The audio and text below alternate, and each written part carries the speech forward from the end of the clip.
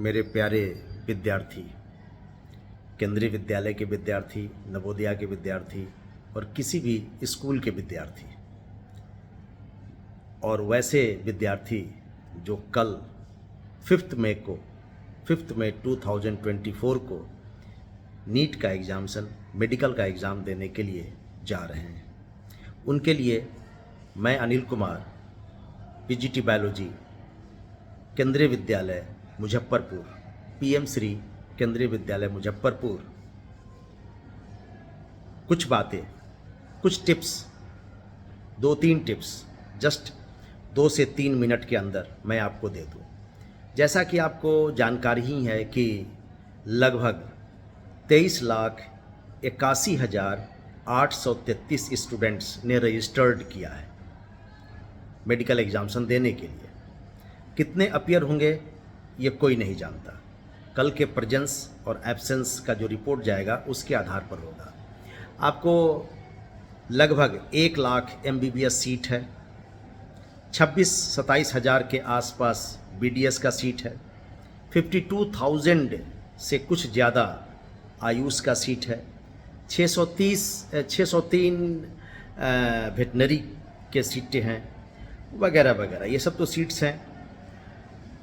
करीब 1900 seat AIIMS का है, सारे एम्स को मिला के, पुराने और नए सभी को मिला के। 249 जैसा मेरा जानकारी है वो जिपमर में सीट है। 612 मेडिकल कॉलेजेस हैं, 315 डेंटल कॉलेजेस हैं। इन सभी में 15% सीट के अनुसार ये आपको इंटाइटलमेंट मिलेगा, आपको सीट अलॉटमेंट मिलेगा। तो नेचुरली है कि जो कंपटीशन है वो टफ है। देखिए, जो मेडिकल का एग्ज़ाम है, जो नीट का एग्जामिनेशन है, इसका कोई लेवल हाई नहीं होता। वैसे एग्जामिनेशन, जिस एग्जामिनेशन में बच्चा 720 में 720 स्कोर कर दे, उसका कोई लेवल नहीं होता। लेवल उसको कहेंगे ना जब टफ एग्जामिनेशन होगा, बच्चे नहीं कर पाएंगे, 60% से ऊपर नहीं बढ़ पा रहे हैं, जैसे IIT एडवांस का होता है। That is the tough and levelled examination. तो बीइंग ए बायोलॉजी स्टूडेंट होते हुए, बीइंग ए बायोलॉजी टीचर होते हुए और एक लंबा टीचिंग अनुभव बायोलॉजी का रखते हुए, ये मैंने असेसमेंट किया है कि नीट का कोई लेवल ही नहीं है, कभी भी कुछ हो सकता है। ठीक है, आप अपना एक्यूरेसी बना के रखिए। तो अब पहली बातें जो हैं, आपको जैसा जानकारी है कि 3 सब्जेक्ट है, फिजिक्स, केमिस्ट्री, बायोलॉजी, उसमें 2 सेक्शंस हैं, 35 नंबर का कंपलसरी है, यू हैव टू डू और अटेम्प्ट ऑल क्वेश्चंस। तो 35 में 35 आप करेंगे। 35 में फर्स्ट अटेम्प्ट में जितना आपने कर लिया, जैसे सपोज आपने 25 कर लिया, 32 कर लिया, 30 कर लिया, आप उसको डार्क कर लीजिए सावधानी से। डार्क करने में गड़बड़ नहीं होना चाहिए OMR पर, नहीं तो बहुत बड़ा लॉस जाएगा।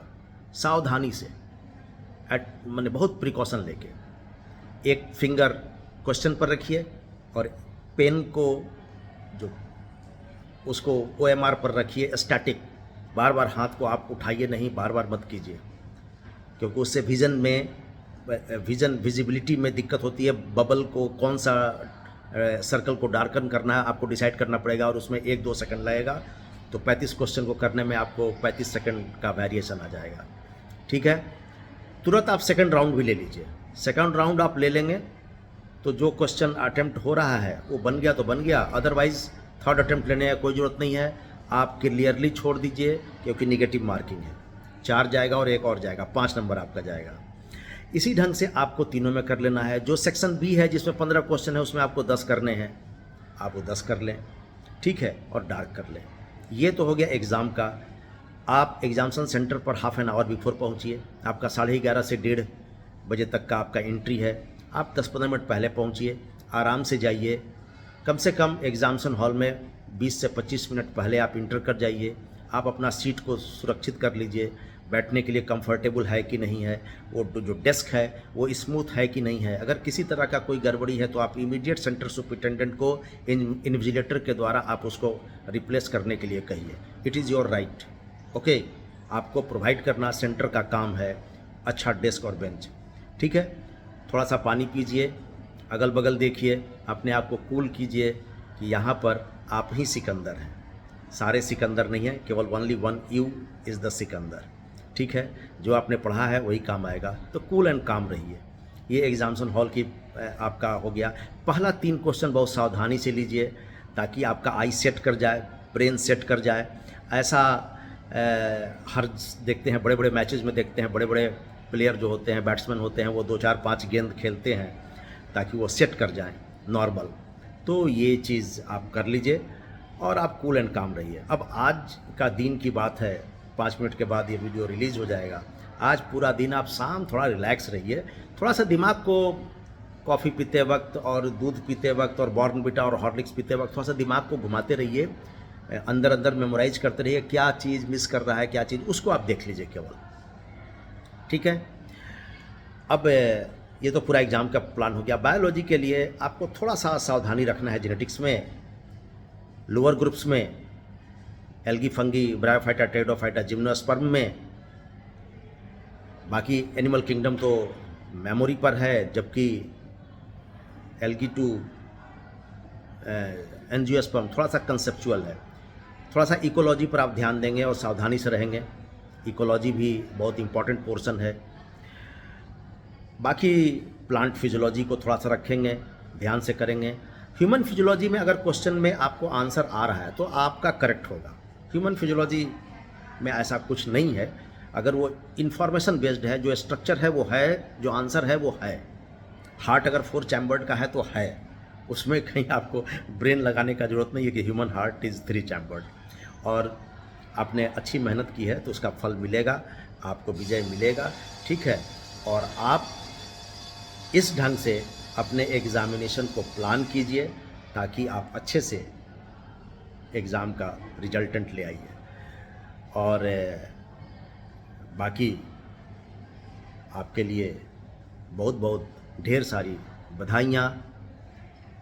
Best wishes to all of you. Be hearty और खुश रहिए। कुछ इधर उधर के चीज़ों को ना खाइए ताकि आपका हेल्थ और स्टोमक डाइजेशन सही रहे।